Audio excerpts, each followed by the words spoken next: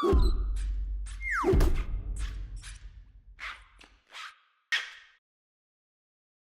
it comes to the new line of Amazon Kindle Paperwhite 5 and the Signature Edition, the 11th generation of Kindles, they're pretty much identical. The bodies are the same, with very subtle changes. Today we're going to look at the differences between the two because the reality is they are different, and you have to know what the differences are and what you're getting.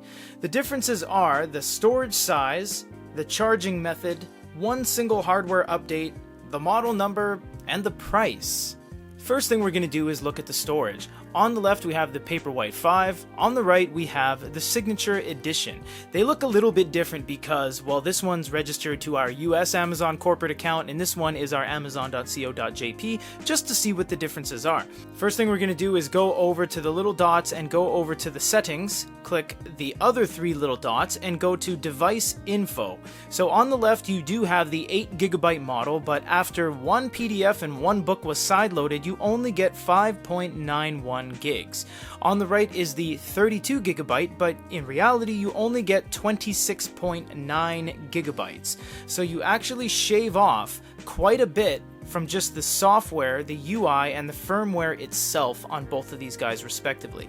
That one little piece of hardware is the light sensor. The light sensor is at the very top right here. You'll see a little see-through in the black bezel, and that is the automatic light sensor. So if you drop the tops down, don't worry about the Bluetooth thing, that's because we're in different regions. You will notice that this one has no control for auto brightness, and this one does have an auto brightness toggle.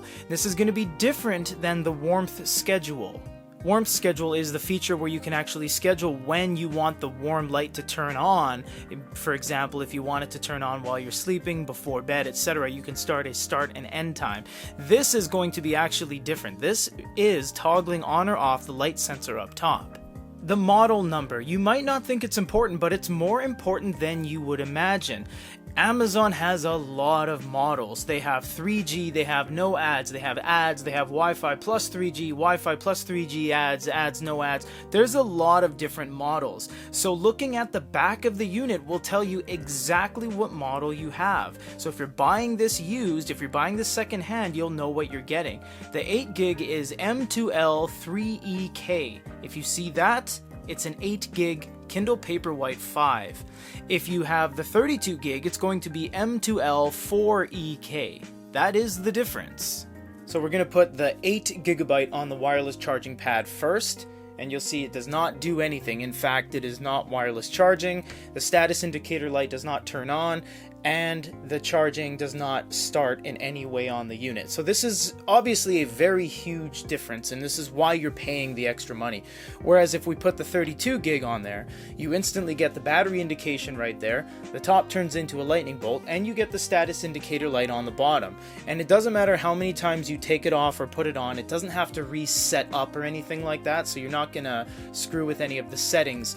Now, wireless charging is super convenient, but it is less efficient. You do get some loss. It's very nice how you can have it on the pad like that and it starts charging, but it's never going to be the same as plugging it in.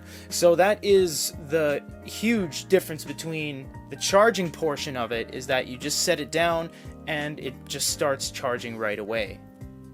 Finally, the price. The difference is pretty drastic if you think about it, and why I say that is because these are both sub $200 devices, so for there to be a $50 price difference is a drastic amount of money. The Kindle Paperwhite 5 is $139.99 in the base US market, and the Signature Edition is $189. You have to ask yourself, after looking at all these model differences and upgrades in hardware, is it worth $50 more to get a light sensor, wireless charging, and a little bit more storage?